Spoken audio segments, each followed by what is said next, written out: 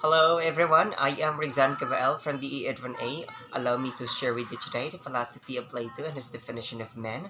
But before we start our blog, let me know you first, what is the meaning of philosophy? Actually, philosophy, a love of wisdom, is the study of general and fundamental questions about existence, knowledge, values, reason, mind, and language. Such questions are often posed as problems to be studied or solved.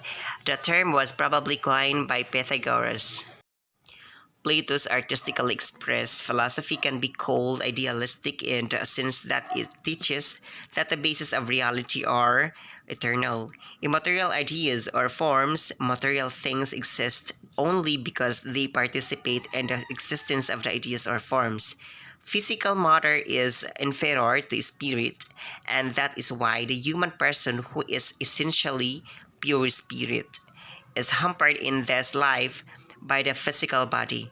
The philosopher is one who is able to distinguish between the deceptive qualities of material existence and the real reality that is non material. Philosophy is a way of life, the two foundations of which are sound intelligence and a sound morality. Its sole purpose is to attain the good. For Plato, Socrates was the prime example of the model philosopher. Plato's definition of man is subject to interpretation, but one famous anecdote gives an explicit, if satirical Platonic definition based on the dialogues. Animals were classified into.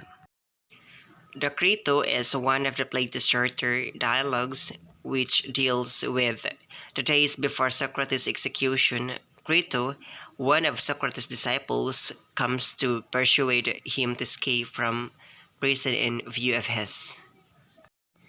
Plato is one of the most important figures in Western civilization.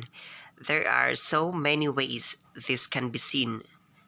Let me give you one important way. Early Christianity was greatly influenced by.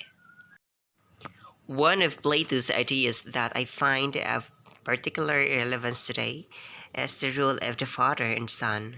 He seemed to insinuate that the son's life success is dependent on the father's influence. And now we're going to show you his mother. Perictione was the mother of the Greek philosopher Plato. She was a descendant of Solon.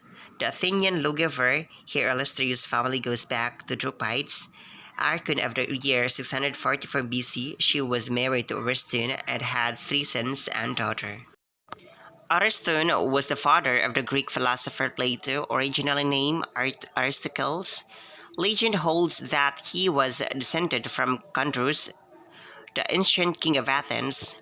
Ariston had three other children by Perictione: Glucon, Adimantus, and Potun. And now we're going to the dream of Plato. Plato's dream is a 1756 short story written in the 18th century by the French philosopher and satirist Voltaire. Along with his 1752 novella Micromegas, Plato's dream is among the first modern works in the genre of science fiction. And Plato believed that the perfect state would contain four qualities: wisdom, courage, self-discipline, and justice. Wisdom comes from the ruler's knowledge and wise decisions. Courage is demonstrated by the auxiliaries who defend the land and selflessly help the rulers. And he believed that knowledge is justified through belief, reason, and the forms. Since truth is objective, our knowledge of true proposition must be about real things. According to Plato, these real things are forms. Their nature is such that the only mode by which we can know them is rationality. And by the way, Plato was an Athenian philosopher during the classical period in ancient Greece, founder of the Platonists, school of thought and academy, the first institution of higher learning in the Western world. Like most other ancient philosophers, Plato maintains a virtue-based eudaimonistic conceptions of ethics. That is to say, happiness or well-being eudaimonia as the highest aim of moral thought and conduct, and the virtues arete excellence are the requisite skills and disposition. needed to attain it. Plato was not a democrat. He did not believe that all people are equal or that the people are able to know best how to govern themselves. Instead, his ideal form of government was one in which we're finally done our vlog, and I hope you like it. And please don't forget to like, share, and subscribe as well. Thank you. Goodbye.